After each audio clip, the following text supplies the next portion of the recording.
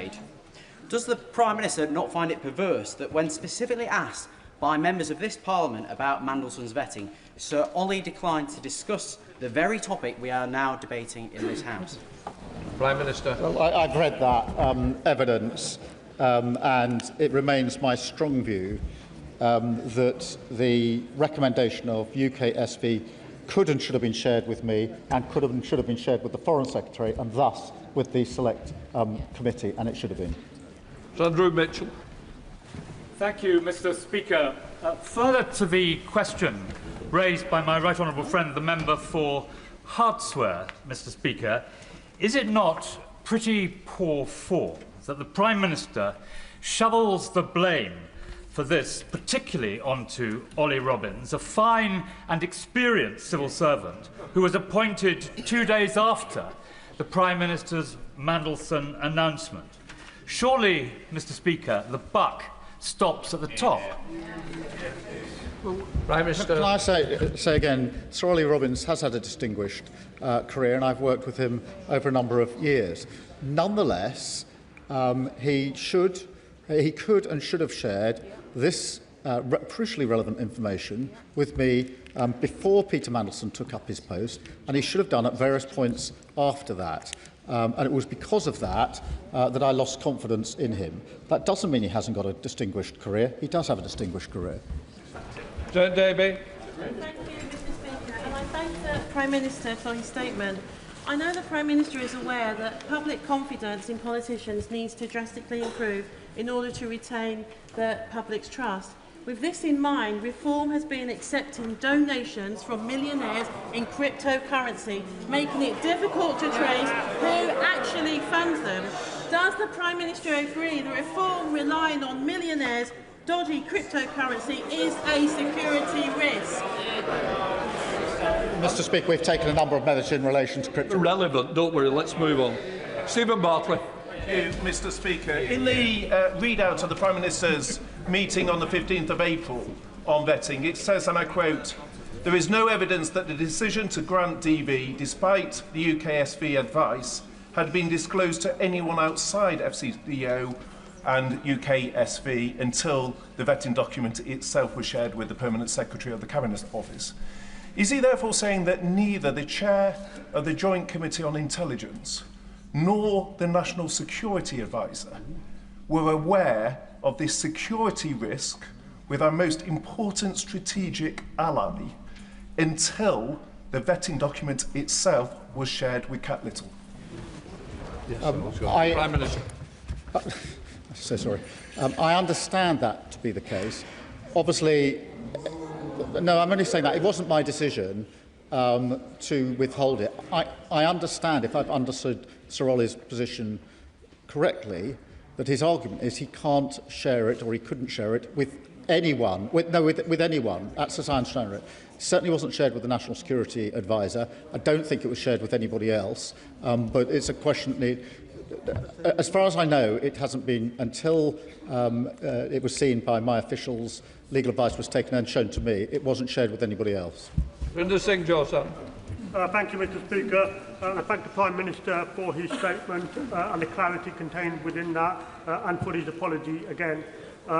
Despite the protestations of leaders of parties opposite and members opposite, and including some on these benches as well, I'm sure everybody in this House agrees that the government of the day should take advice of our intelligence and vetting services and act on it. Yes. In view of everything we have heard, and this is a fundamental question for me, how can government act on intelligence service and vetting advice if ministers never get to receive that advice?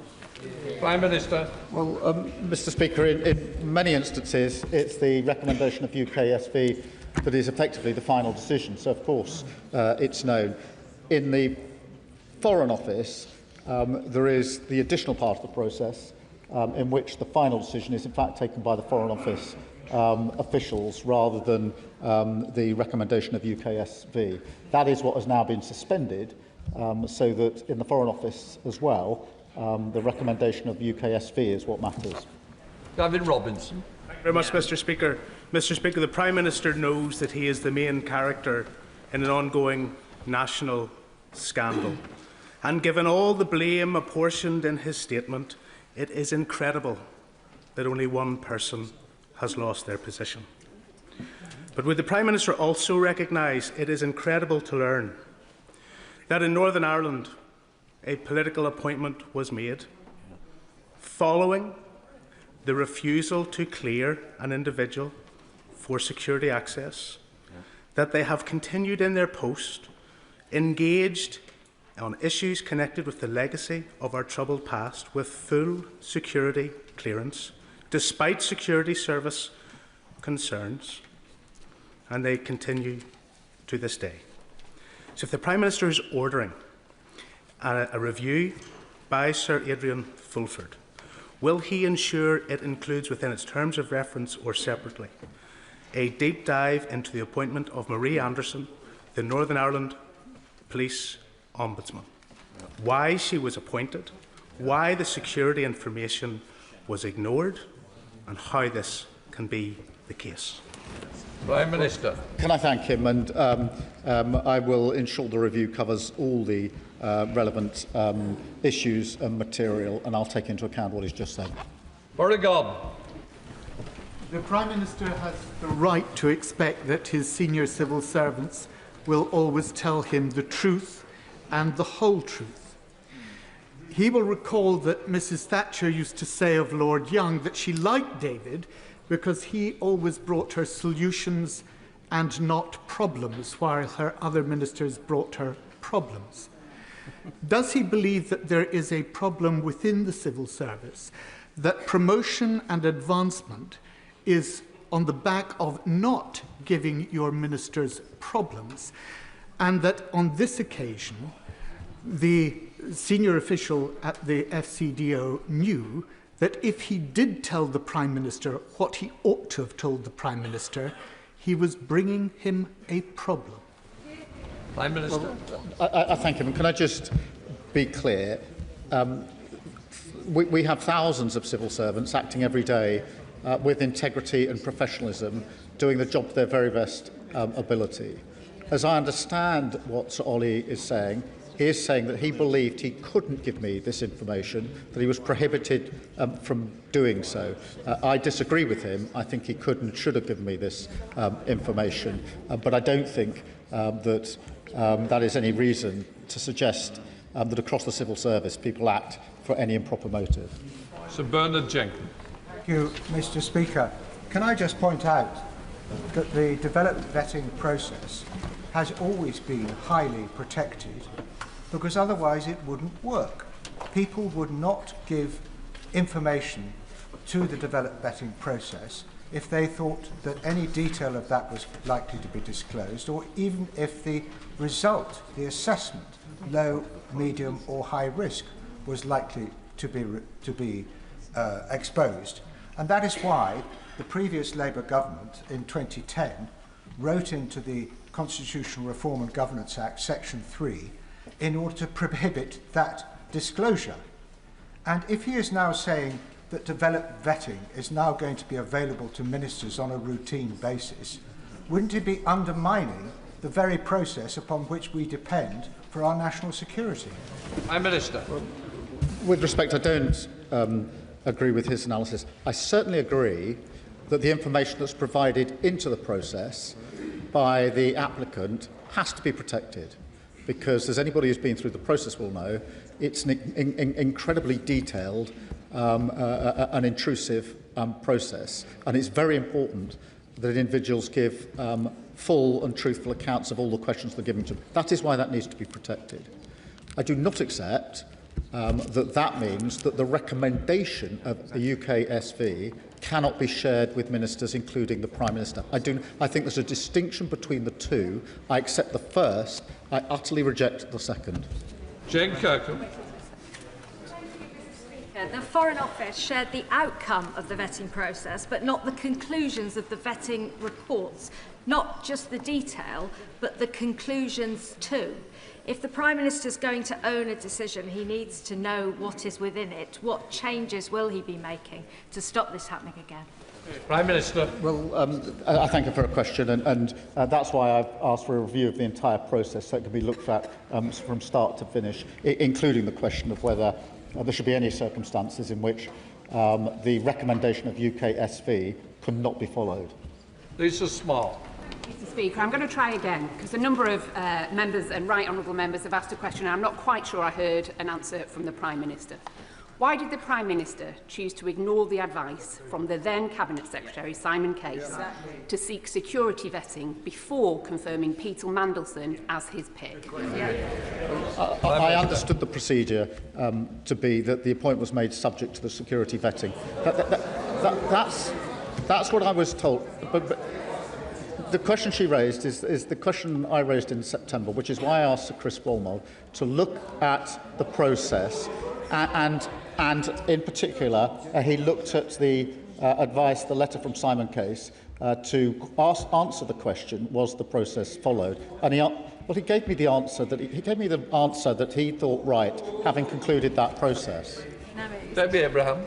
Thank you, Mr Speaker, and I thank my right honourable friend for his statement. But for clarity, could he confirm to whom and when the UK security vetting report outcomes were made available, and also what guidance is given to senior officials on matters that must be escalated to their ministers? Prime Minister. The process was that UKSV informs FCDO of their findings and their recommendation. Then there's an escalation process. It's part of the process in the sense that it is the FCDO in these particular cases to make the final decision, which is what they did in this case. Sir Ian Duncan-Smith. Speaker, I want to return again to the real nub of what this is. The Prime Minister knew, as we all knew, about his representation as to who should actually be the ambassador. In this particular case, a man that had been sacked twice out of Cabinet, but more than that, in the public domain at the time were all his links clear with the Chinese companies and his meetings with Xi. Furthermore, his time in Sistema, where he stayed there after 2014 in the invasion, not just for that, but his meetings with Putin, and of course, his relationship with Deripaska, who was negotiating on the tax levels and the tariffs on aluminium when he was the EU Commissioner responsible. So with all of that going on, his announcement of this man into the ambassadorial position, why did he think that therefore he didn't know something about him? He knew he was corrupt, he was corrupting, and he was the wrong choice. Surely that's why he overturned Case's review, Case's advice to have the review before he made the decision. Exactly. Prime Minister. No, that's not the case. But look, the judgment call to appoint was my judgment call, and that was an error, and I've apologised for it, particularly to the victims of Epstein.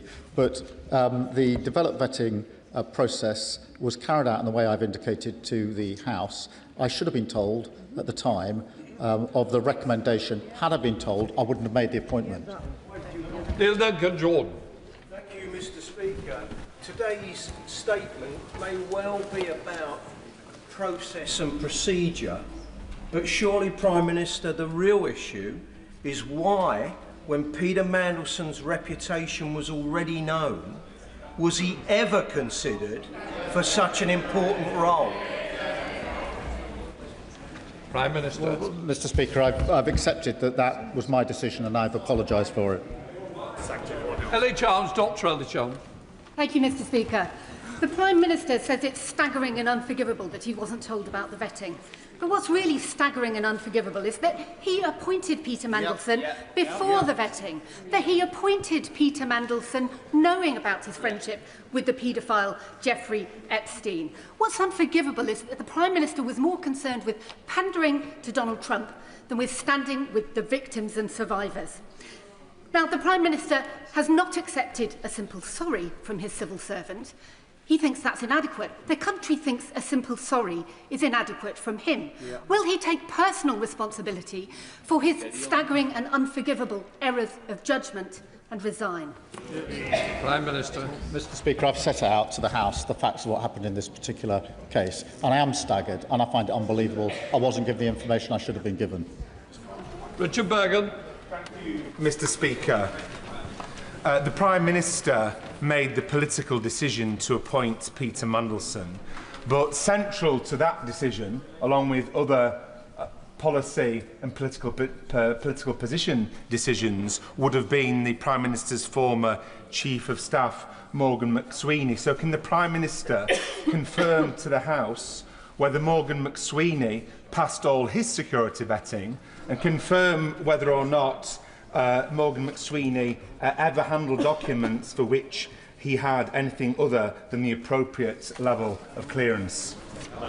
Prime Minister. All the appropriate and necessary developed vetting has taken place in number 10, and everybody has passed that. Everyone passed it. Paul Francois. Thank you, Mr. Speaker. If, as we've been assured, there was no law that prevented the Permanent Under-Secretary telling the Prime Minister the outcome of Mandelson's developed vetting, then presumably by the same token, there was no law that prevented the Prime Minister from asking. So can he be very clear with the House on one point? Did he, as Prime Minister, ever ask the question, did Mandelson fail his vetting? And if he did ask that question, who did he ask that question of, and when did he ask it? Prime Minister. Peter Mandelson was given developed vetting clearance. That was the clear position. He was given clearance. That's the facts as I've set them out. Clive Efford. The Prime Minister has always behaved with the utmost integrity and honour when he's been dealing with this House, and he is an eminent lawyer who understands the consequences of deliberately coming here to mislead Parliament. On top of that, he also understands the likelihood of a paper trail unravelling such a deception. So it's inconceivable that he would intentionally mislead this House. But does he agree with me that all of the documents relevant to this matter must be made public in accordance with the humble address that was passed on the 4th of February, and that no ministers or officials should engage in trying to prevent any of those documents being made public? Yes, we will comply with the humble address in full. That is the process that's going on. Mr. McVeigh. Thank you, Mr. Speaker. The Prime Minister said today, I know many members across this House will find these facts to be incredible. He's right. We do, along with his staggering lack of curiosity and his inability to take on board warnings about his good friend Peter Mandelson, because the Prime Minister was given a due diligence document by the Cabinet Office which told him several reasons why Peter Mandelson should not be appointed. Fired twice from government, business dealings in Russia and China, and the fact that he'd maintained a relationship with Epstein after his imprisonment for paedophilia. The Prime Minister knew this, but appointed him anyway. Why, Prime Minister? Why? Prime Minister. Peter Mandelson was asked various questions on the back of the due diligence exercise, and he didn't tell the truth in those answers. But look, the decision to appoint him was an error. It was my error, and I've apologised for it. Sir Russell. Thank you, Mr. Speaker. It is accepted by many on these benches that the Prime Minister did not know the outcome of the vetting. But the Cabinet Secretary came on Tuesday, and she had clearly spent a month researching whether or not she could provide the advice that she did. So she clearly thought very carefully about the information that she brought. When the Prime Minister then launched an investigation, rather than coming straight to the House with the information that she had provided, was that because the information was insufficient to present to the House? And if so, when was he planning to come to the House? Prime Minister. Yeah, it was insufficient because all it told me was that the recommendation of UK SV was to deny clearance. What it didn't tell me was who then provided the clearance, why did they do it, and who knew. And they were questions that the House obviously would want to raise with me, and that's why I urgently asked for those facts to be established so I could come to the House today and provide the full account that I have provided to the House. Colin Miller. Ballot vetting should be carried out before someone has, and I quote, frequent and uncontrolled access to top-secret material or any access to top-secret or coded, otherwise known as strapped material. The Prime Minister has promised full transparency, so I ask him 3 questions. Did Peter Mandelson have access to any top-secret or strapped material before his DV clearance on the 29th of January? Did Peter Mandelson have any restrictions placed on his access to top-secret or strapped material during his time in Washington? And if so, has the Prime Minister assured himself that Mandelson did not leak any of this material, just as he had leaked commercially confidential material to Jeffrey Epstein under Gordon Brown? I do not understand that he had access to strapped material before he took up his post as ambassador. He did have access after he took up his post, and that's why I have ordered a review of any security concerns that may arise. Justin Madders. Mr. Speaker, I think we all find it staggering, don't we, that someone can fail their security vetting and still be appointed to such a sensitive and critical role. And it's even more staggering, as we've heard, that the Prime Minister wasn't informed of that failure. Now, I agree with what the Prime Minister said. He didn't need to know the details, but he did need to know that he'd failed the security vetting. And it's in terms of the detail that I want to ask the Prime Minister this. If people didn't know what the concerns were on security for Peter Mandelson, how could any minister, how could any official, how could any other state deal with him on sensitive security issues? I understand the Prime Minister's doing an inquiry into that, but it's very important that Parliament has oversight of that issue, because I'm very concerned there's been another failure there to manage our security interests. Prime Minister, I thank him. In a case such as this, in relation to such a sensitive post, I don't think it's right that somebody should be appointed at all if the UKSV are recommending that clearance is not given. So that would be my position on this. Sir John Hayes. Thank you, Mr. Speaker. When I was privileged to serve as Security Minister, the Prime Minister was my shadow, and dealing with matters of the most significant national security, he was straightforward with me, as I was with him. So I hope he'll answer this straightforward question. The humble address makes clear that the ISC will see any material related to national security or international relations. In the course of our work, we've clearly liaised with the Cabinet Office. When did the Cabinet Office know about this failure in vetting? Who knew? And why didn't they bring that material to the ISC when they found it? For we hadn't received it when he found out that this vetting had failed, and yet others must have known that it had failed. Prime Minister. Would you just excuse me? The situation was that as part of the work that was being done on the humble address, this information came to light. Senior officials immediately took legal advice on whether it could be disclosed. Having got that legal advice, they immediately disclosed it to me. I think that was the proper process.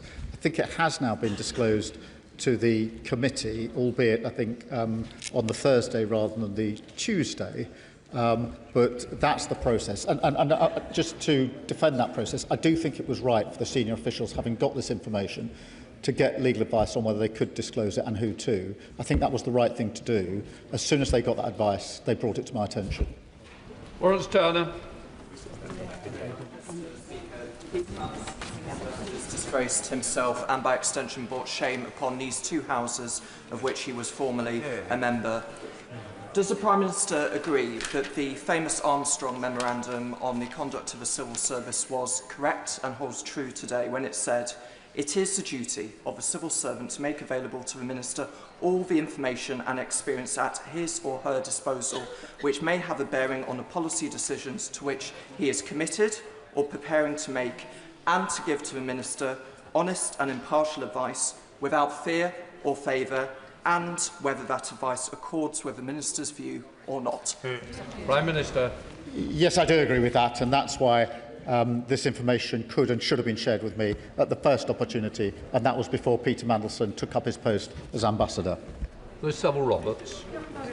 The Prime Minister is hiding behind a thicket of legalese and procedure, but he has a track record of appointing Labour's most favoured sons and daughters to plumb government jobs and into the House of Lords.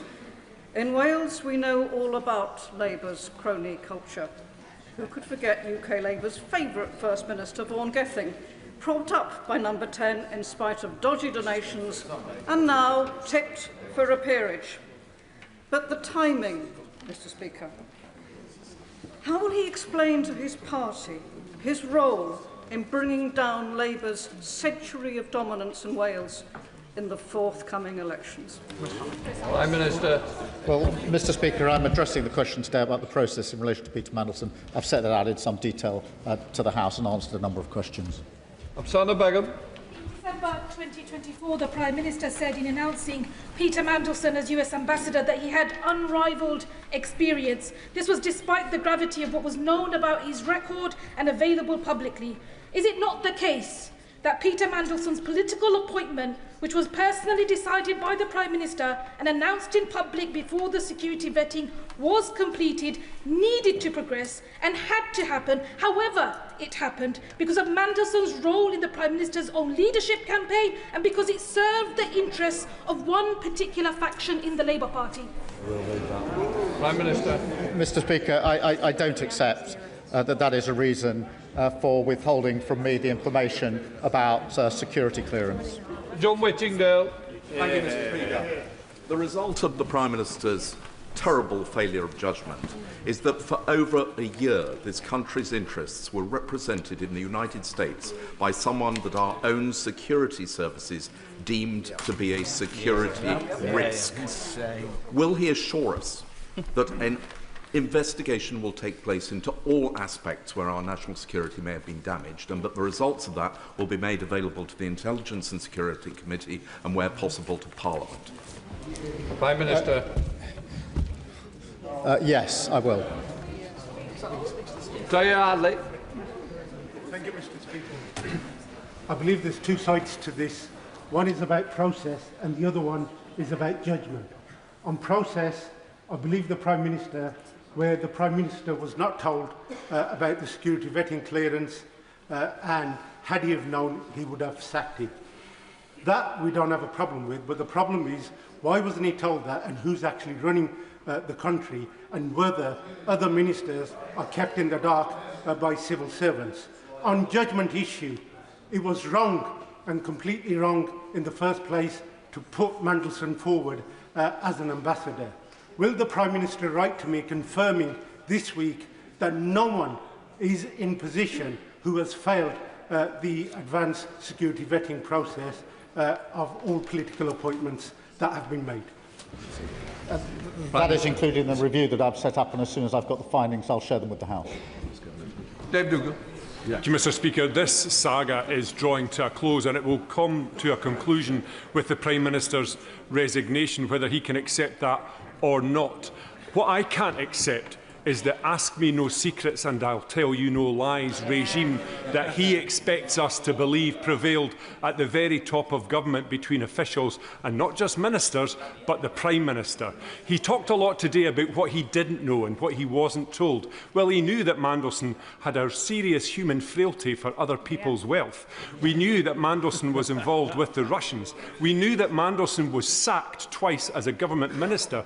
Can the Prime Minister explain what was Mandelson's actual qualities that he was pursuing in the role as US Ambassador, and what steps has he taken to contain the serious and measurable breach in national security that his appointment of Peter Mandelson facilitated? Prime Minister. Mr. Speaker, I've made it clear it was an error to appoint Peter Mandelson. There is a review going on into any security issues that may arise. Fleur Anderson. Thank you, Mr. Speaker. I welcome the Prime Minister saying that he should not have appointed Peter Mandelson. In November in the Foreign Affairs Committee, I asked about who sees vetting and was told by Sir Ollie Robbins, obviously the vast majority are relatively straightforward. Ones that require more senior judgment and potentially a discussion about managing and mitigating risks are escalated appropriately. Questions being asked by the Foreign Secretary or ministers or officials in number 10 should have been a signal to the civil servants to escalate this matter, given the controversial nature of this political appointment. So I would like to ask the Prime Minister whether concerns about links to Epstein, to other countries or anything else were raised by him in conversations about his appointment at just before the time of his appointment that would have signalled that civil servants should escalate this. Prime Minister. Well, Mr. Speaker, there were two different processes. One was the due diligence process carried out by the Cabinet Office, in which Peter Mandelson was asked questions. Separately, there was the developed vetting process, in which the recommendation of UKSV was not shared with me until Tuesday evening. Harriet Baldwin.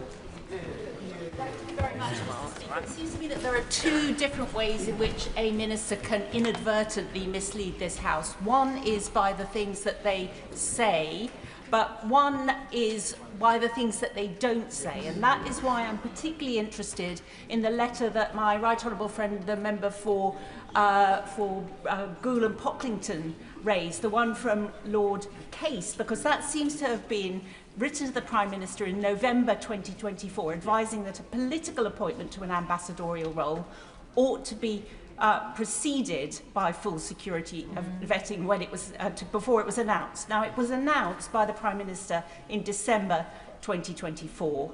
Did he write on his decision there that he wanted it to be subject to him passing the full security vetting? What did he write on his box note? Prime Minister. Mr. Speaker, I understood it to be subject to developed vetting, but it was because of the process that in September 25 I asked Chris Wormold to do a review for me of the process, and he did that by reference back to the Simon Case letter. Thank you, Speaker. I'm sure the Prime Minister is aware of the damage that this saga has done to public trust in politics and in politicians. However, I would like him to confirm that his focus and the focus of his government is on the issues that matter most to my constituents in Banbury, in particular tackling the cost of living. Prime Minister. Well, absolutely, Mr. Speaker. The focus of me and the government is on the fact that we're facing a war on two fronts with serious consequences for our country, and that we absolutely need to deal with the cost of living, which is the #1 issue for all of our constituents up and down the country. Richard Ford. Thank you, Mr. Speaker. How did views from the United States administration affect the decision in the Foreign Office to persist with Mandelson as UK ambassador to Washington, DC, after the vetting advice was received there? Prime Minister. I don't believe that they did. This was UK security vetting carried out in the way I've described to the House. The issue is that the recommendation was not shared with me. That was a matter here in the United Kingdom. Periel Clark. Thank you, Mr. Speaker. Can I thank the Prime Minister for his statement? Could the Prime Minister provide the House with an update on the proposed legislation to remove peerage from disgraced peers like Peter Mandelson, who has fallen so far below what is expected of those serving in the House of Lords? Prime Minister. Yes, I've made a commitment in relation to that legislation, and work is progressing on it. Dame Caroline Downage. Thank you very much, Mr. Speaker. At the risk of stating the obvious, the Prime Minister has based his defence today and over this whole Surrey saga around his claim that he wasn't told. He wasn't told that Mandelson failed security vetting. In fact, he said 11 times in his statement that he wasn't told.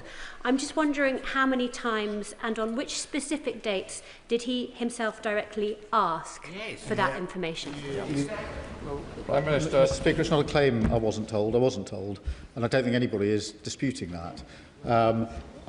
The clearance was given on the 29th of January 2025. That information was not provided to me. In September, I did ask specifically about the process. I did ask about the process. Sir Chris Walmond has made it clear to me that in carrying out that review, he was not told about the security clearance recommendation that was made. I think on both occasions that information should have been provided both to me and to the then Cabinet Secretary. Chris Hinchcliffe. I thank the Prime Minister for his statement.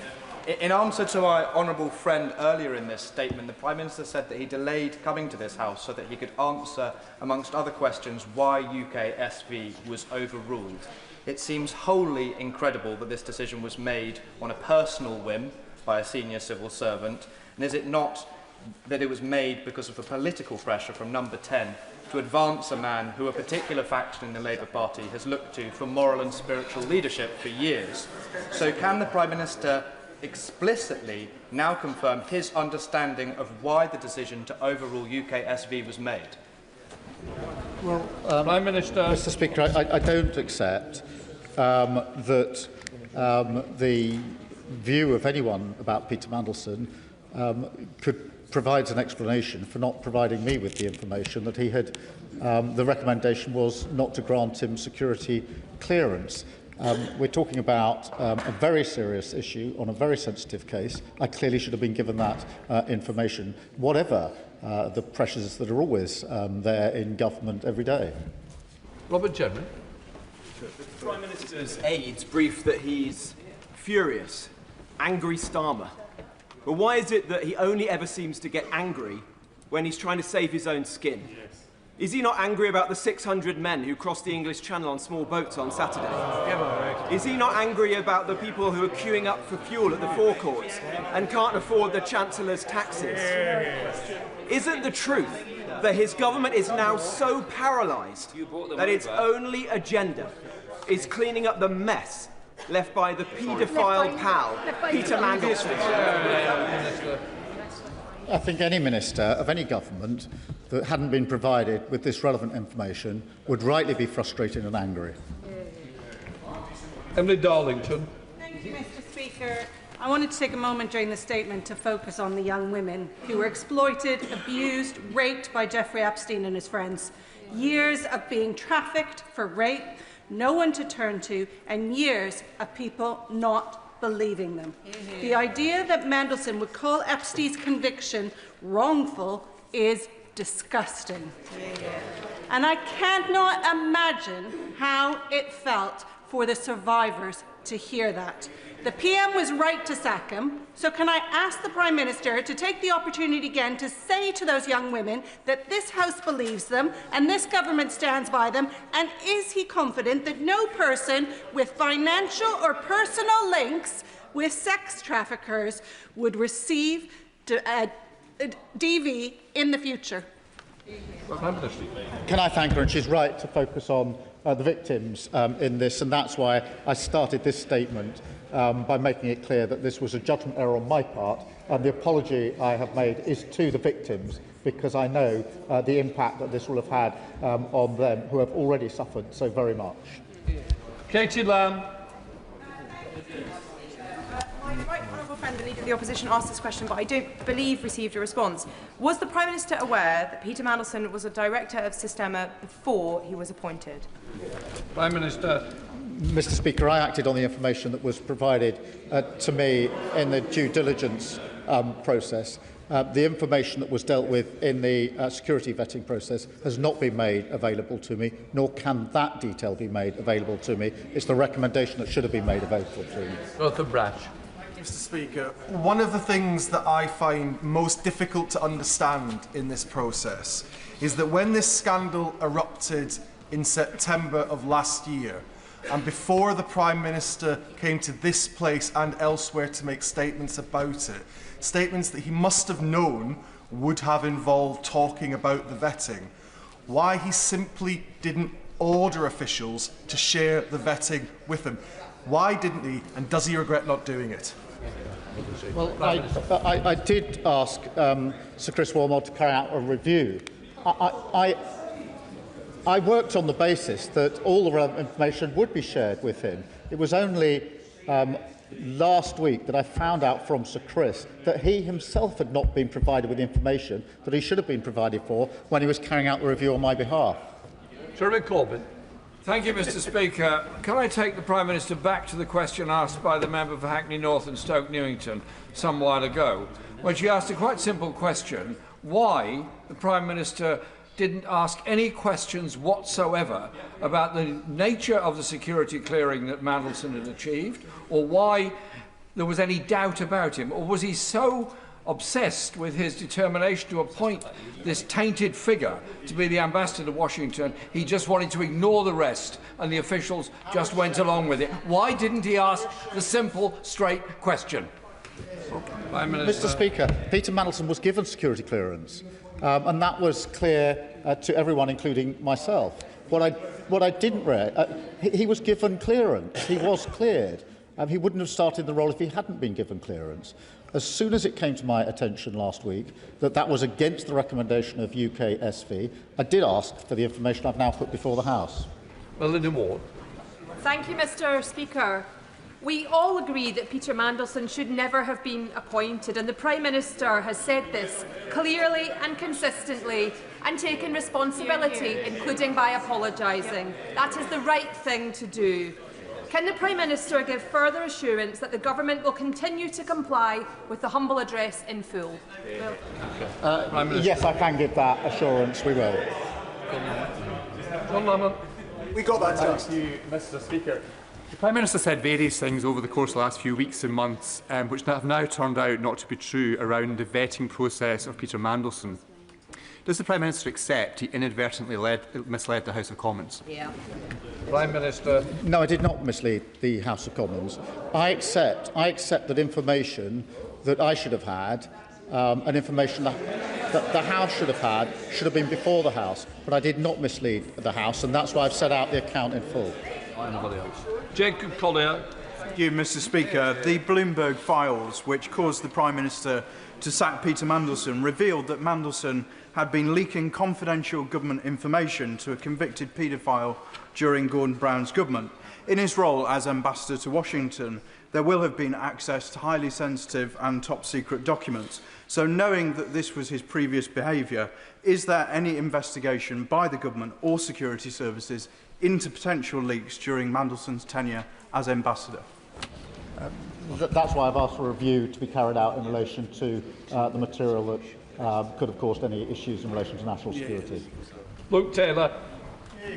Thank you, Mr. Speaker. On the 12th of September, it was revealed in the Independent newspaper that Mandelson did not pass vetting by MI6 and therefore by UKSV. On the 16th of September, in this chamber, my honourable friend, the member for Tiverton and Minehead, made the same claim in the presence of the Minister, the Right Honourable Member for Cardiff South and Penarth. On hearing this information, did the Minister or the Prime Minister feel the need to ask if the specific claim there was true?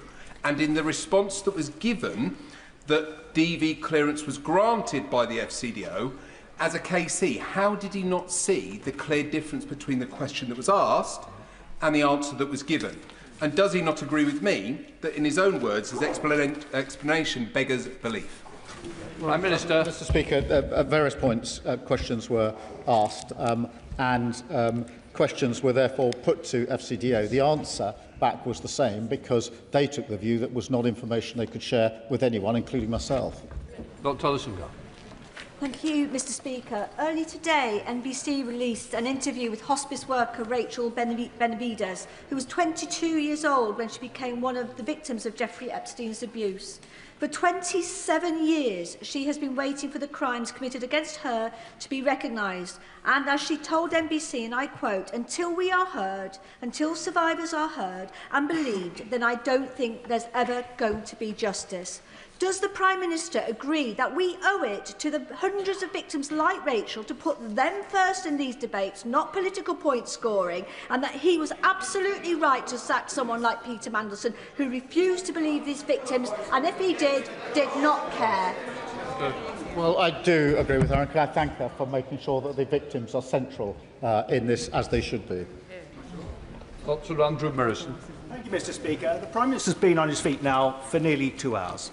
So can I put it to him that the most charitable explanation that can be put forward to explain this sorry saga is that it has been a bad, probably terminal case of the three wise monkeys. See no evil, hear no evil, speak no evil. Yes. Prime Minister. Mr. Speaker, I've set out the procedure in some detail. Information should have been provided to me. It was not provided to me. If it had been provided, I would not have allowed the appointment of Peter Mandelson to proceed in the way that it did. Joanna Baxter. Thank you, Mr. Speaker. As we have heard, it is absolutely staggering that vital information on UKSB recommendations can be withheld from ministers taking decisions. Can the Prime Minister assure the House that in the review he is commissioning, that we examine whether any other instances in which UKSB recommendations against granting DB status, whether there are any other instances of that over not just the period of this government, but the last 14 years, because they have potential to have very serious security implications. Well, I do think that needs to be subject to the review, and that's why I've put, amongst the reasons I've put the review in place. Christine Jardine. Jardine. Thank you very much, Mr. Speaker. It must be clear to the Prime Minister that many of us in this House are totally scunnered with this whole mess. But believe me, that's nothing compared to what I'm being told in the doors in Scotland by voters who feel that they expected and were right to expect more from this government after what they were promised. We've focused on process today, but the Prime Minister wouldn't have had to come here, wouldn't have had to stand at the dispatch box, answer all these questions if he had not made the decision which he accepts was wrong, to appoint Peter Mandelson. That's the root of this whole thing. So having accepted responsibility, what does the Prime Minister think the consequence should be for that, and how do we restore faith? Can I just help the Prime Minister and help everyone in the room? There's a lot still trying to catch my eye with a lot now. Please help each other. Let's speed up the questions. Prime Minister. Well, Mr. Speaker, I've accepted the error judgment on my behalf, but I was not provided with information. Had I been provided with it, I wouldn't have made the appointment. Keir Johnson. Thank you, Mr. Speaker. This morning, the Scottish Minister said that to deal with an unconventional US administration, we needed an unconventional ambassador. So, Prime Minister, does unconventional now mean appointing a man to a senior position when we know his lies, his corruption and misconduct has provided corruption at the very heart of our democracy now? And can the Prime Minister tell us when he first knew of the evidence and the advice and why he ignored it? Please, let's get other people in. Prime Minister. I first knew last Tuesday, as I've set out to the House. John Mayo. Thank you, Mr. Speaker. Now, for the third time of asking. At the time when the Prime Minister appointed Peter Mandelson as ambassador, was he aware that he had been a director of Sistema? Mr. Speaker, I was aware of what was in the due diligence, and I've dealt with that. I wasn't aware of what were the issues that were dealt with in the security vetting, nor the recommendation of UKSB. Well, Pinto Tutinsky. Colin Bailey, sorry. Thank you, Mr. Speaker. Mandelson's appointment was a huge failure of the British state, and I welcome the Prime Minister's candour in accepting his responsibility for his part in it. But does the Prime Minister agree that restoring public trust is a mammoth task and requires leaders on all sides to be careful with their language and to ensure that they understand the processes that they're talking about, rather than throw about baseless accusations of, quote, lying? I do agree with that, Mr. Speaker. John Robertson. Thank you, Mr. Speaker. The Prime Minister has been absolutely clear that he should have been shown the recommendation of UK security vetting. He knew he hadn't seen it, so why didn't he ask for it? Prime Minister. Mr. Speaker, the first I knew that there had been a recommendation to deny clearance was Tuesday evening of last week. The security clearance had been given by the Foreign Office before Peter Mandelson took up the post. As soon as it came to my attention, I sought the information I put before the House today. I'm going to take Kevin Bennett on the bit, and then I'm going to take Steve Darling. Kevin. Thank you, Mr. Speaker. Members of the public watching this matter will have been baffled by all the speculation about who said what and when. So I thank the Prime Minister for his calm, clear answer today. But no Prime Minister wants or should be in a situation like this, where governmental processes mean that critical information are not brought to the attention of ministers. So I welcome the thought of a review. But will the Prime Minister look at the wider relationship between government ministers and civil servants so that trust can be restored? Prime Minister. Yes, I will look at that, but I do just want to assert again, thousands of civil servants act with professionalism and integrity every day. On this occasion, this information should have been brought to my attention. Had it been, the appointment would not have been proceeded with. Natalie. Oh, sorry. Yeah, carry on. Thank you, Mr. Speaker.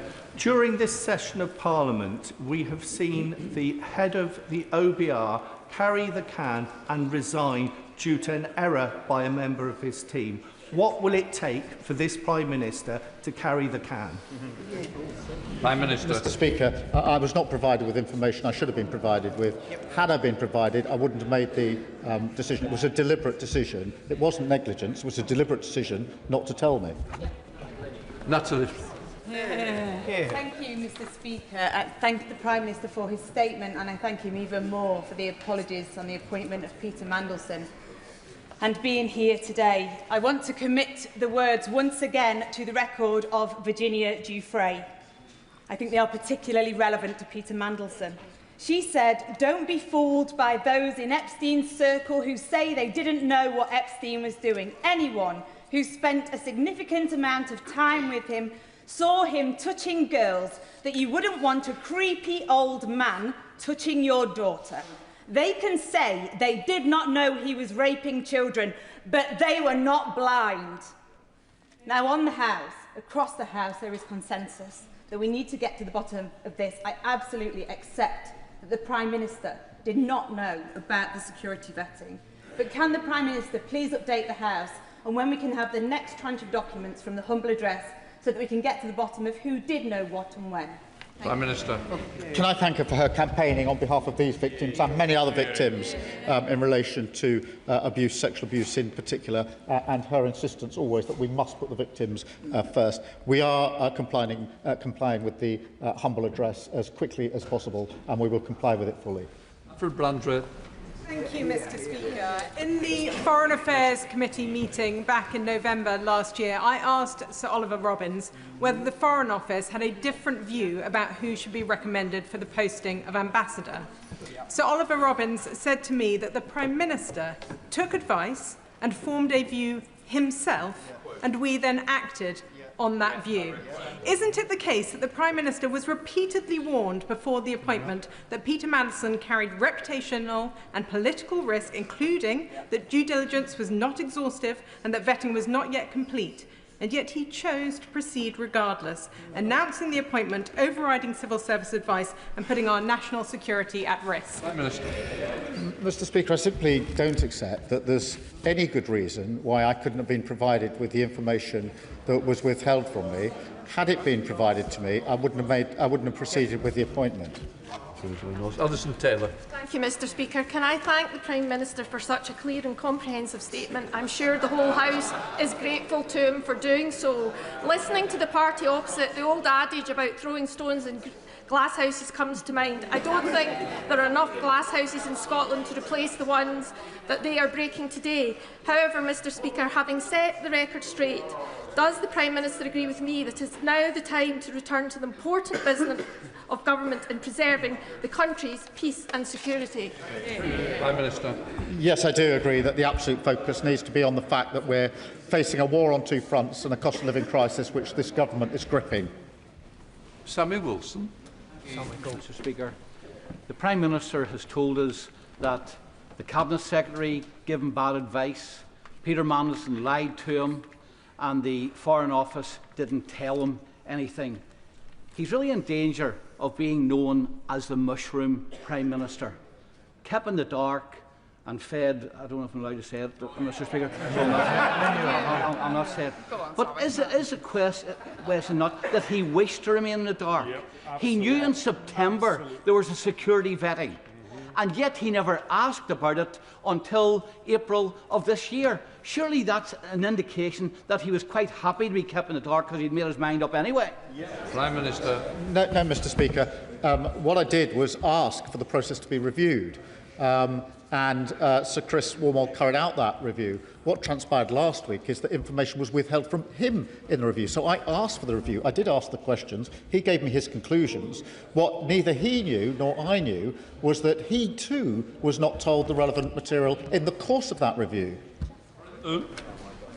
Whereas, Mr. Speaker, and I welcome the Prime Minister's statement, and I've sat here and I've listened today to one Conservative member after another preaching at us about standards of honesty and integrity.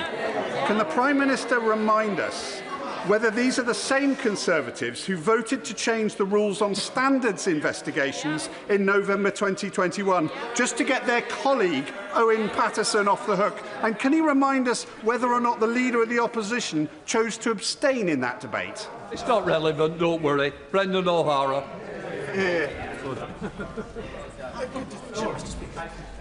Most reasonable people have concluded that if the Prime Minister knew and he inadvertently misled Parliament, then he should resign. If he didn't know, then he's running an incompetent, shambolic government and really should resign. And if he was lied to yet again, then he's simply too gullible and lacking in basic curiosity to serve as Prime Minister. Is the Prime Minister so detached from reality that he's the only person who cannot see that? Mr. Speaker, the information was withheld from me. It was withheld from the Cabinet Secretary, who was conducting a review on my behalf. That became clear yesterday, and I've set out the facts to Parliament. Sir Desmond Swayne. On the 4th of February, at column 780, my right honourable friend, the Leader of the Opposition, asked the Prime Minister, did the official security vetting that he received mention that Mandelson had an ongoing relationship with Jeffrey Epstein? Prime Minister, yes, it did. What on earth was it that he received that he was talking about, which the right honourable lady referred to as the official security vetting, and he said yes, he had received it? Yes, exactly. The due diligence report. Khan. Thank you, Mr. Speaker. I have a degree of sympathy for the Prime Minister, I truly do, because he set out very succinctly how he followed the processes and procedures. But as a member of the Bar, we are taught at a very embryonic stage in our profession that if you take on a client and there's something suspicious, then you contact the ethics line. As a member of the Bar and King's Counsel, that would have been a trait that he was all too familiar with. So can the Prime Minister answer the basic question for the British public? Why didn't he take that basic step? Peter Mandelson was granted developed vetting clearance by the Foreign Office before he took up post. It was only last Tuesday that I found out that that was against the recommendation of UK SV. Joe Morrissey. The Times reported last week that you repeatedly sought assurances from the FCDO that Peter Mandelson had passed security vetting. Is this correct? And when did you seek these assurances? Prime Minister. Mr. Speaker, he got DV clearance before he took up his post as ambassador. That clearance was given by the Foreign Office. I found out that was against the recommendation on Tuesday evening of last week. Helen Maguire. Speaker, I have two brief questions. Was the decision not to give Mandelson DV the view of the head of security in FCDO or only that of Ollie Robbins?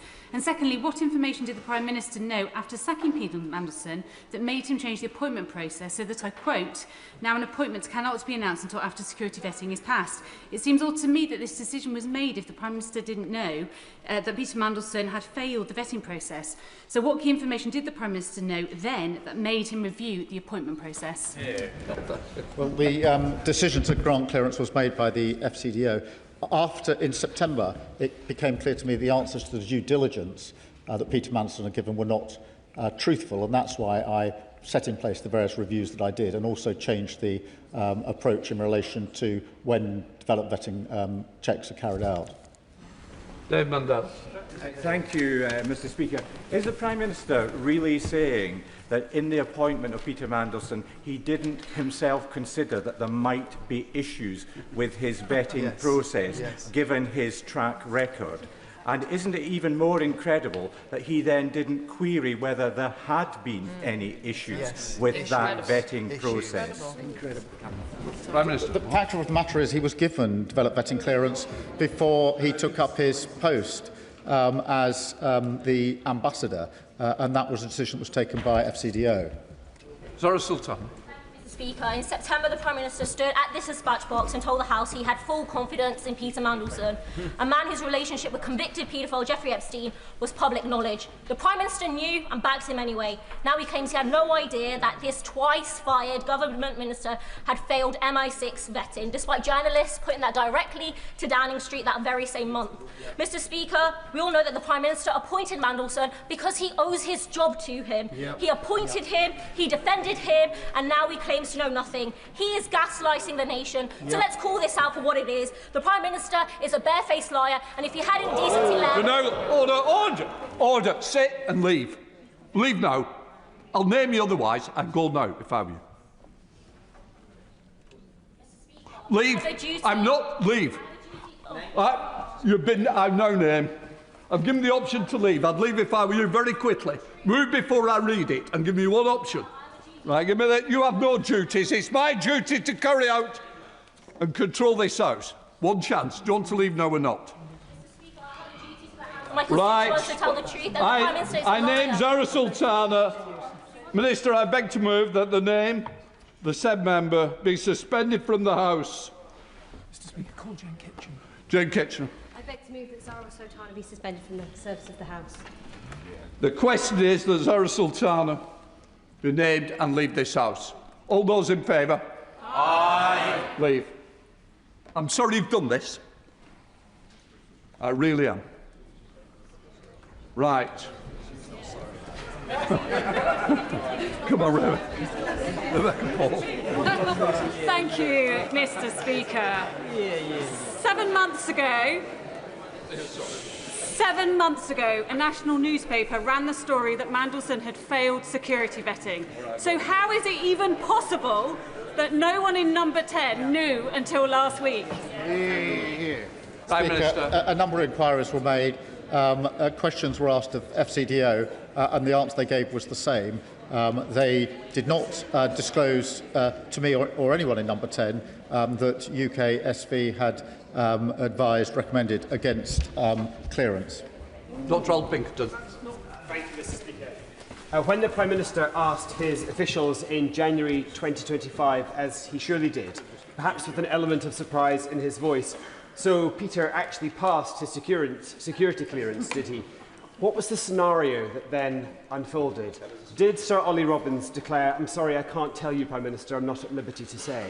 Did he actively seek to mislead the Prime Minister by simply saying, "Yes, Prime Minister"? Or, as seems more likely, did that scenario never take place because the Prime Minister never thought to ask? Mr. Speaker, what happened in January was that developed vetting clearance was given by the Foreign Office. That was the simple fact of the matter. It was only last week I found out the further circumstance I've now set out to the House. Paul Holmes. Thank you, Mr. Speaker. In the box note to the Prime Minister dated the 11th of November 2024, the former Cabinet Secretary, Simon Case, advised the Prime Minister that before appointing a political appointee, he should get security clearance before announcing. The Prime Minister ignored that advice. The Prime Minister's response in that box note is redacted. So I asked him a very simple question. What was his answer on that box note, and will he publish what he said? Prime Minister. Well, Mr. Speaker, I made it clear that my position was that the appointment was subject to developed vetting. I can't, in all conscience, remember what exactly was being redacted. Honestly, well, he's asking me what a redacted... I had the process I'd understood to be subject to developed vetting. That's why I asked Chris Warmold to look at the process and reference back to Simon Case. I'm running this 10 more minutes, that's it. Paul Kohler. Thank you, Mr. Speaker. The Foreign Office raised severe concerns regarding Peter Mandelson's links with Epstein, Russia and China in the due diligence report he received before the appointment was announced. The Prime Minister, however, brushed these concerns aside and announced Mandelson as ambassador nonetheless. Given what the due diligence exercise had already flagged, it was surely predictable Mandelson would fail security vetting for those reasons. But Number 10 had already told the Foreign Office, before Sir Ollie Robbins took up his post, to proceed with the appointment. Notwithstanding these issues, that's exactly what he did, by putting in place necessary safeguards. So can the Prime Minister please explain why he's sacked a loyal and brilliant public servant? Prime Minister. Because he didn't bring to my attention information he should have brought to my attention. Had he done so, I wouldn't have made the appointment. Mike Wood. Thank you, Mr. Speaker. The Prime Minister dissembles over what he knew about Starmer and Mandelson, but the Cabinet Office due diligence report sent to the Prime Minister on on the 11th of December 2024 said Mandelson served as a non-executive director of the Russian conglomerate Starmer, which is itself a majority shareholder of RTI, a defence technology company. Mandelson remained on the board until June 2017, long after Putin's annexation of Crimea in 2014. So will the Prime Minister finally confirm that he knew that Mandelson was a director of Starmer long after the invasion of Crimea, but appointed him anyway? Very good. As I've made clear, I did know what was in the due diligence report. I've made that clear to the House a number of times today. I've actually made it clear to the House on previous occasions. Dr. Adam. Thank you, Mr. Speaker. My concern is, Mr. Speaker, that this Prime Minister is going to run out of buses before he runs out of people to throw under them. And the issue is this, because the Prime Minister has said that he will never turn on his staff and that you should never turn on your staff. Well, Sue Gray scapegoated, Tim Allen canned, Sir Chris Wormald forced out, Morgan McSweeney axed, and now Ollie Robbins is sacked. Will the Prime Minister accept that the buck stops with him, this is his fault, and do the honourable thing? Prime Minister. Mr. Speaker, the information was withheld from me by FCDO in the circumstance I've set out to the House. Louis French. Thank you, Mr. Speaker. My question to the Prime Minister is a straightforward one. Did Morgan McSweeney or any of your advisers, past and present, know about this issue before last Thursday? No. Claire Young. Mr. Speaker, to override the outcome of the developed vetting process, the FCDO must have been under pressure from someone. Ditching a tried and tested ambassador for a high-risk one seems odd behaviour for a Prime Minister who claims to be so fond of proper process. So whose idea was it, and who was applying the pressure? Mr. Speaker, can I just reject the idea that any pressure is a good reason not to disclose to the Prime Minister that UKSV recommended against clearance for a very senior, sensitive appointment. I simply don't accept that that's an adequate reason, whatever the pressure. Dr. Keir Starmer. The Prime Minister is suggesting that the idea the security services had concerns about this appointment was a bolt out of the blue to him 2 weeks ago, despite the fact it was on the front page of a national newspaper in September. But my question is not about the vetting file, because we all know the answer the Prime Minister is going to give. Separate to the vetting file, at any stage was he made aware of element of security services raising concerns about the appointment of Mandelson? Prime Minister. No, Mr. Speaker. What I knew was that security clearance had been given by the Foreign Office in the way I've set out to the House. Saoirse Eastwood. Thank you, Mr. Speaker. My constituents in Lagan Valley and across Northern Ireland and across the UK will be disgusted that we have spent this amount of time discussing this issue when it should have been put to the fore the first time it came in the press. Does the Prime Minister understand that every time we do this and we go through this, we destroy the reputation of this place, no matter who the government of the day is? Your party don't even stand for election in my neck of the woods, so this is not party political. This is about protecting the reputation of this place. Do you understand? Prime Minister. That's why I wanted to give the House all the relevant information, which I've given at some length this afternoon. Lincoln Job. Thank you. So we have now established that the Prime Minister did indeed know that Peter Mandelson had been a director of Starmer when he appointed him. Why on earth would the Prime Minister be so reckless with our national security to do that? Prime Minister. Mr. Speaker, I've made it clear that I knew what was in the due diligence. I've also made it clear that FCDO granted security clearance before Peter Mandelson took up his post. John Milne. Thank you, Mr. Speaker. There's a simple question that we still don't have an answer to. Did Peter Mandelson fail his vetting procedure because of his relationship with Jeffrey Epstein, or was it some other reason as yet undisclosed? Prime Minister. Mr. Speaker, the information that was fed into the review and the reasons for the review is protected because otherwise the integrity, this is not a Peter Mandelson issue, it's the integrity of the process. What I don't accept is that that means I can't be told the recommendation that comes out of it. Rebecca Smith. Thank you, Mr. Speaker. I wonder if the Prime Minister knew the difference between the due diligence information from the Cabinet Office and the security vetting that hadn't taken place when he appointed Peter Mandelson on the 18th of December.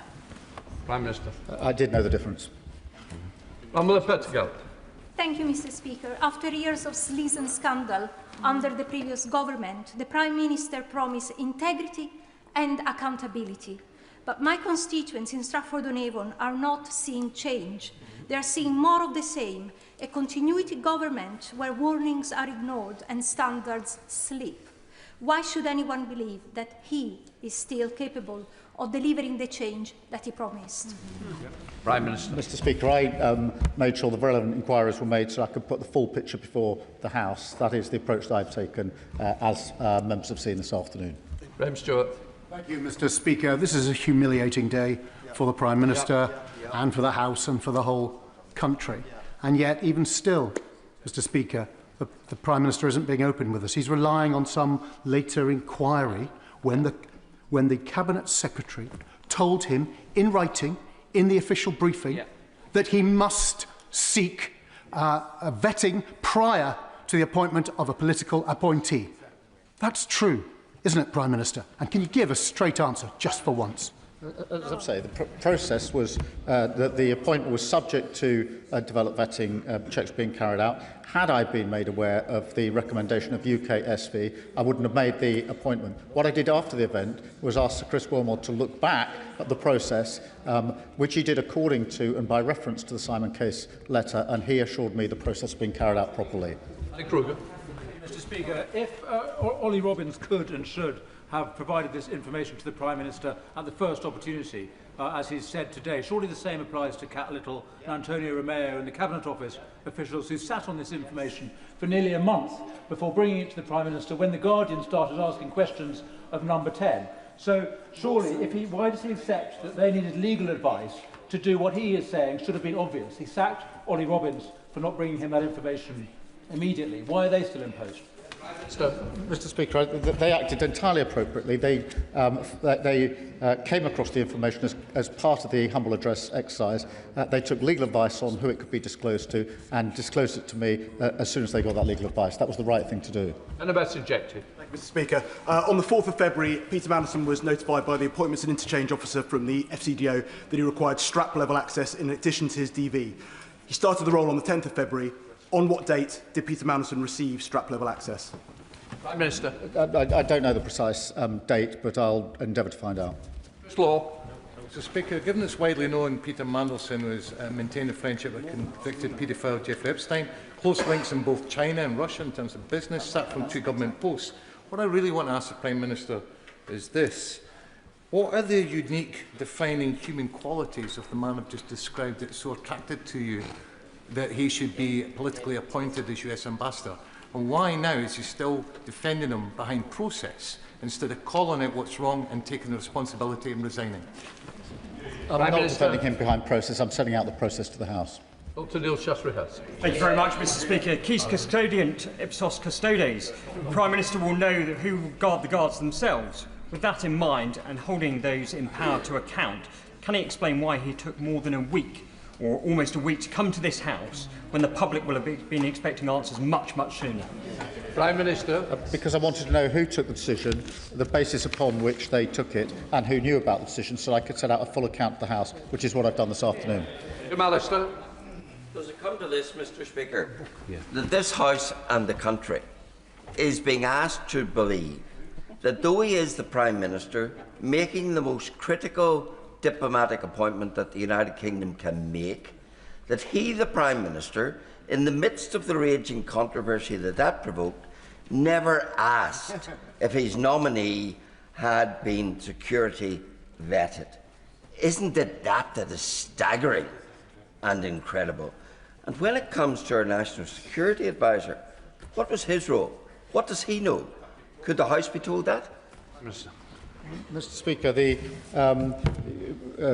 attention on the process began very much in September 25 when the Bloomberg emails were published. That is when I agreed with the Cabinet Secretary to carry out a review of the entire process, and I've set that out at some length this afternoon. David Reid.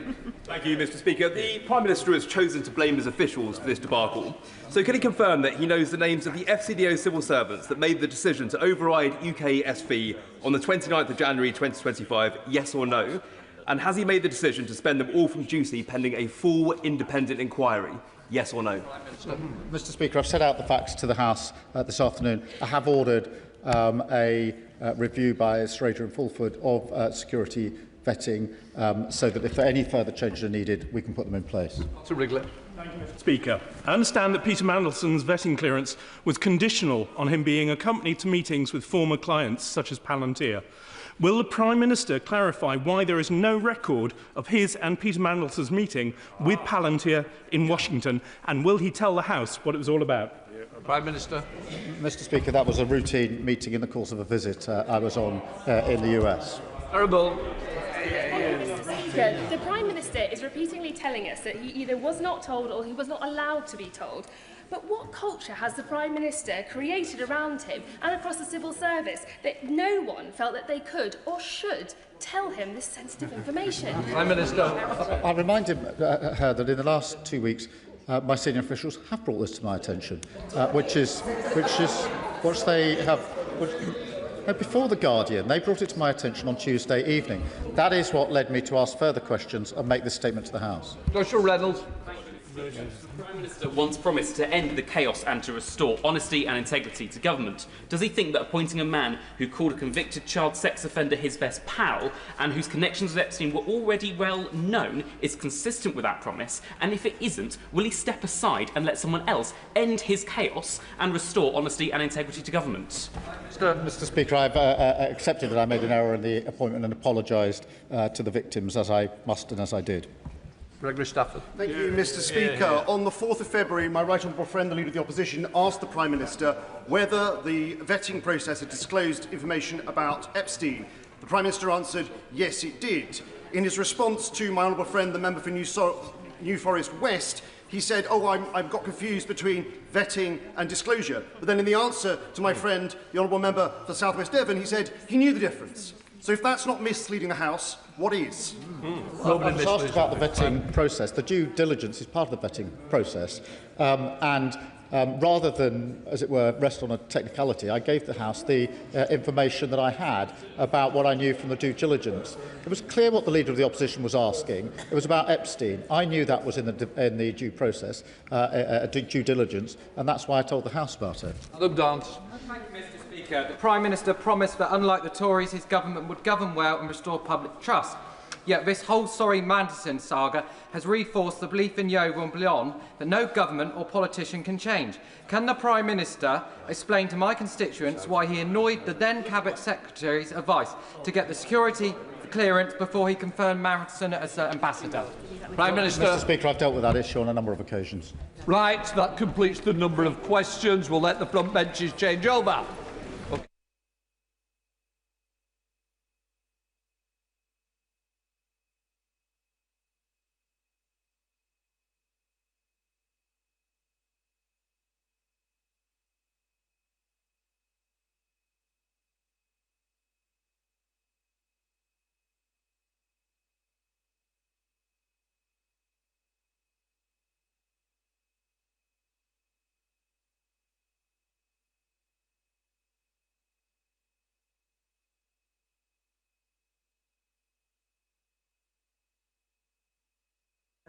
Before I call the Minister to make the statement on recent anti-Semitic attacks, I should inform the House that in some cases charges have been brought, and those cases, including the attack on the Hatzola Community Ambulance Service and at the Manchester Synagogue, are therefore sub judice.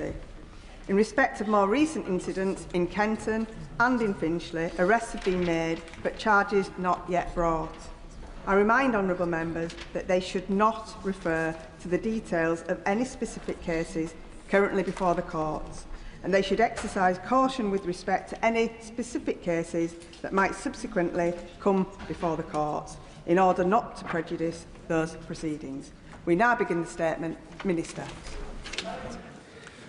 Madam Deputy Speaker, with permission, I will make a statement about the appalling incidents over recent days targeting British Jews and opponents of the Iranian regime. I will begin with the facts. Counter-terrorism policing have confirmed that they are investigating a series of arson attacks and incidents that have occurred in London over recent days. These include an arson attack at a synagogue in Finchley on Wednesday the 15th of April, a suspected arson attack targeting a premises in Hendon linked to a Jewish charity on Friday the 17th of April, a suspected arson attack targeting a synagogue in Harrow on the evening of Saturday the 18th of April, and a further incident in the early hours of yesterday morning outside a residential premises in Finchley and opposite a synagogue. These events follow the arson attack on a volunteer-led ambulance service run by the Jewish community in Golders Green on the 23rd of March. And last week, there was also an attempted arson attack on a Persian-language media organisation that has previously been the target of serious threats linked to the Iranian regime and their proxies. 8 arrests have now been made in connection with that incident, and 4 people have been charged. Now, Madam Deputy Speaker, Jewish communities across the UK will be distressed and dismayed by these abhorrent attacks. And I know that I speak for honourable members right across this House when I say that there is no place in British life for anti-Semitism. Attacks on British Jews are an attack on all of us, and we will do whatever it takes to stop the cowards and the thugs who seek to intimidate our Jewish communities. Now, the police response over the weekend has been decisive. 15 arrests have already been made. In addition, a range of capabilities have been deployed to deter potential attackers and to reassure communities. Over the weekend, the Metropolitan Police significantly increased the number of officers in and around North West London. Uniformed and plain-clothed officers have maintained a strong presence around Barnet, and additional stop and search powers have been introduced across the borough. Response vehicles and counter-terrorism policing resources have been deployed alongside local policing to respond to potential threats. Now, to ensure the police response is a sustainable one, the government has already committed an additional £5 million for this financial year to support the deployment of specialist officers across the country to support vulnerable communities under Project Servitor. That is in addition to the record £73.4 million annual funding for protective security at Jewish, Muslim and other faith sites. This morning, I visited Finchley Reform Synagogue with the Deputy Commissioner and the local MP, member of this House. I met community leaders and saw firsthand the strengthened police presence and the resilience of those affected. I reaffirmed our commitment to protect all those who've been targeted.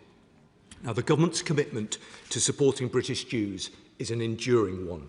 We are taking firm steps to root out anti-Semitism wherever it appears across public life, from our public services to our universities to our charities and beyond. We are backing up our words with action. This includes launching an urgent review of anti-Semitism within the NHS, introducing mandatory training and investing £7 million to tackle anti-Semitism in schools, colleges and universities. This is a whole of society effort grounded in close engagement with Jewish communities. We are determined to tackle the issues that have a daily impact on the lives of our Jewish communities. Now, an amendment to existing powers will allow the police to deal with repeat protests by taking into account the cumulative effect of protest activity, and the Home Secretary has asked Lord MacDonald to undertake a review of public order laws to ensure people can go about their lives without the fear of intimidation. The government has also set out its vision for a fair, tolerant and decent country with the recent publication of Protecting What Matters, our action plan to tackle threats to social cohesion and to counter the scourge of extremism. The plan makes significant spending commitments, including £800 million to expand the Pride in Place programme to 40 new neighbourhoods, plus new investment in community resilience, schools linking and local media. This vital effort requires us to work collectively across government and with operational partners, and will be driven forward by my right honourable friend, the Communities Secretary. Furthermore, we are actively protecting Persian